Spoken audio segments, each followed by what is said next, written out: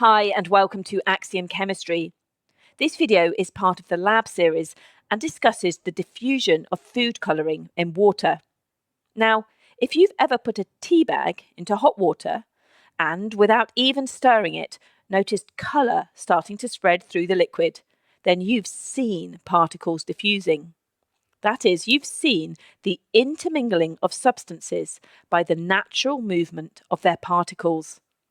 And that's what we're going to be investigating in this lab. But first, a couple of health and safety reminders. As you know, before starting the lab, you must read the Axiom Chemistry Lab Health and Safety document. And of course, you should follow these guidelines while you're doing the practical work. And then during this lab, eye protection and a lab coat or apron must be worn.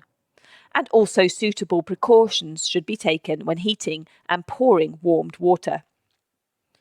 With that in mind, let's take a look at the equipment and chemicals you're going to need for this lab.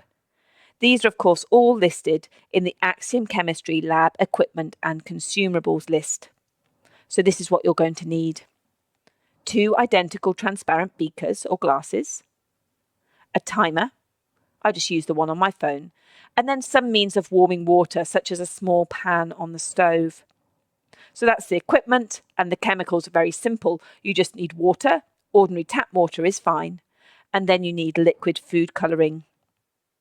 If you haven't yet gathered these items, you might want to pause the video and do that now.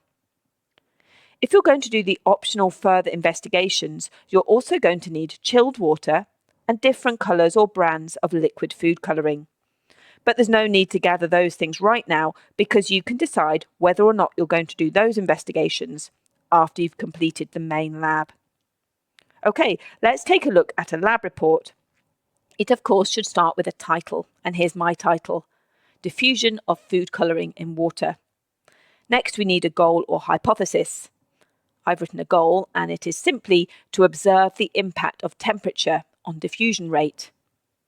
Next, of course, we need our method, and with that we're going to have a neatly drawn diagram. So here's the method. A glass was filled with cool water and a second glass with warm water.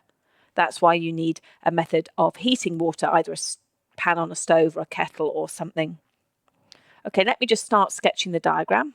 Here's the glass, there's the water level. I'm just going to label the water. There's no need to actually label the glass because it's a standard piece of equipment and it's obvious from the sketch that this is just a glass or a beaker of some kind. So what's next? The glasses were left undisturbed for 5 minutes. When you first pour the water into the glass, it will be swirling around, and you want all of that to settle down before you start the experiment. So next, a few drops of food colouring were added to each glass and the mixtures observed. Let me add that to the sketch. There's some food colouring just before it goes into the water. And then the glasses were set aside for 2 hours and periodically observed during this time. Now, I've mentioned this period of 2 hours, but actually the rate at which the food colouring will mix with the water can vary quite dramatically. That depends on how much water you've got and how warm the water is, what sort of food colouring you've got and how much you put in. You might actually find that they mix almost completely in just a few minutes, but certainly you should have a very significant result within 2 hours. Okay, let's have a look at the experimental setup. Here is a photograph of a glass of water just a few seconds after I put some blue food colouring into it, and you can see that already that blue food colouring is starting to mix with the water. Now the particles in a liquid, just like in a gas, are continually moving, and it's that random movement of the particles that causes them to mix together. Here's a photo taken just a little while later, and you can see that the blue colour has spread quite considerably throughout the water. I'm just going to show you that in real time. This is a different glass of water. I'm just going to put some blue dye into the top. And you can see that it's spreading quite quickly throughout that glass. That water is quite warm, and that is why the colour is spreading pretty fast. If I leave it long enough, that blue colour will be uniformly spread throughout the water. Okay, let's turn to the results part of the lab report. What should we write here? Well, you should include a description of what you saw. So I wrote, when first added, the food colouring started moving through the water, forming swirling patterns. And then you should add either a sketch or a photograph of what you saw. So here's a photograph that I took, and notice that I've given it a label, food colouring diffusing in water. What else did I see? Well, I saw that food colouring in the warmer water moved more rapidly than that in the cooler water, and actually I can quantify that just a little bit. So after 60 minutes, the food colouring had fully mixed with the warmer water, whereas after 90 minutes, the food colouring had fully mixed with the cooler water. Notice that the cooler water mixed much more slowly than the warmer water. So that's the results. Now, of course, we need to write a conclusion. And this should link back to the original goal, which was simply to observe the impact of temperature on diffusion rate. So we must be sure to address that in our conclusion.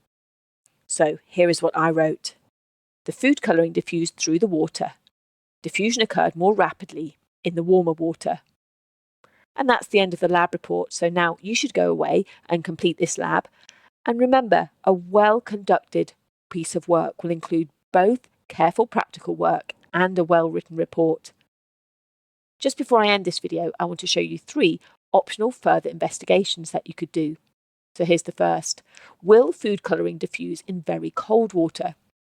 So you could repeat the experiment using chilled water and compare the time it takes for the colour to completely mix with the times obtained in the main lab. Here's the second one. Does the colour or type of food colouring impact diffusion rate?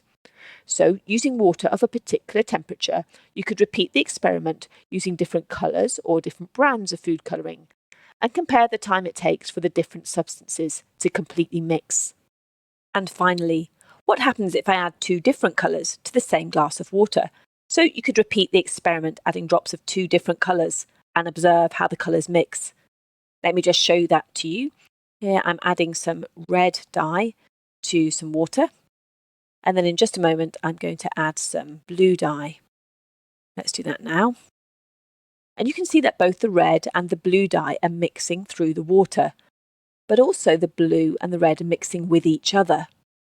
And eventually, if you leave it long enough, you'll find that you get a uniform purple colour, which you can see in this photograph here on the right-hand side. Okay, so that is the end of this video, so well done, and see you in the next video.